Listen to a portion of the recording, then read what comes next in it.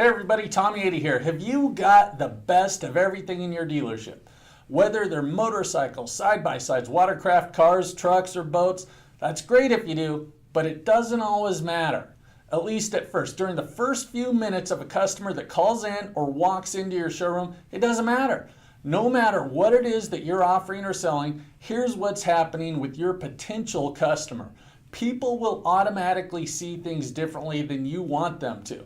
They're automatically going to take a different point of view. For example, think of the last all-store meeting that you were involved with. You know, one of those meetings on a Friday morning where the entire dealership shows up. You've got coffee and donuts, hopefully some fruit for some of the people trying to stay healthy. But more specifically, think about the service department and the sales department. Typically, once everybody shows up for the meeting, each department divides into separate groups, right? You've got service that goes over there, and you've got sales that goes over there. What's weird about everyone in these meetings is that these employees that work in the same building every day, they divide themselves into separate groups. Service typically sits on one side of the room while salespeople get over on the other side. Just that fast, it becomes us versus them, sales versus service. These aren't the only departments that do this, but I always see them stand out that way for no good reason.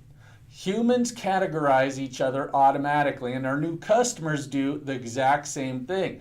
Every new customer that calls in or walks into your dealership is immediately going to do two things. They're going to categorize you as one, smart or lame, helpful or useless. Two, they'll give off an attitude of us versus them. It happens so quickly, it's difficult to control, but there's three things that you can do to get them on your side. And trust me, it's mandatory for a salesperson to do these things if you want your life to become easier in selling. Now, of course, you're going to walk over and you're going to greet them with a great greeting. And if you do it right, they're going to let you know what they're looking for. They're not going to say just looking. Now, once they ask that big question, comes the first major thing that they want to hear. First thing is they want you to offer some valuable information, as in a price, right? This is where a lot of salespeople are often guarded when it comes to giving a new customer any valuable information like this, because we don't know what they're going to do with it.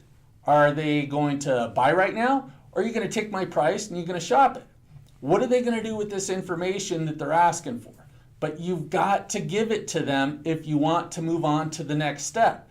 Remember, you're trying to move towards a sale. Give them the price. If you don't, they're going to think you're one of those lame, useless salespeople.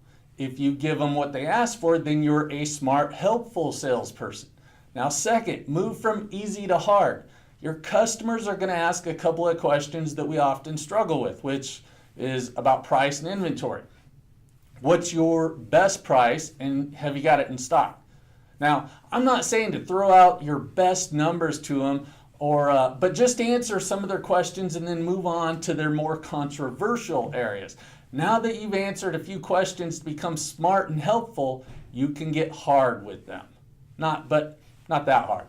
In a very nice way. My hardness is asking those tough questions that so many salespeople struggle with that lead to a deposit over the phone or a sale over the phone. And at the very least, I'm going to get an appointment over the phone. You've got to let them hear that the first thing that we talked about, though, give them some valuable information. Third, give them some personality and comedy. Remember, you're not necessarily giving them every single thing they want over the phone unless you've asked all the right questions that are leading to a sale or a deposit. If you give them everything that they ask for without getting a sale or a deposit, then you surely won't get the appointment and they'll just end up shopping your price. So if you can get them to lighten up a bit by putting a grin on their face while answering their questions with personality that they won't find from the next salesperson that they're going to talk to, I figure you've got a strong chance of getting their business. There you go. Those are the steps. Now, do you want the other 1,000 steps? Just kidding. There aren't any, but there's more critical steps than this that I can show you if you want to jump over to my Instant Phone Scripts program. That's it for this one, but make sure you get my course, go to my course, show up to one of my conferences, or at least get the tactical training cards, and I promise your sales life will get easier. I'm Tommy Ady. Thanks for watching.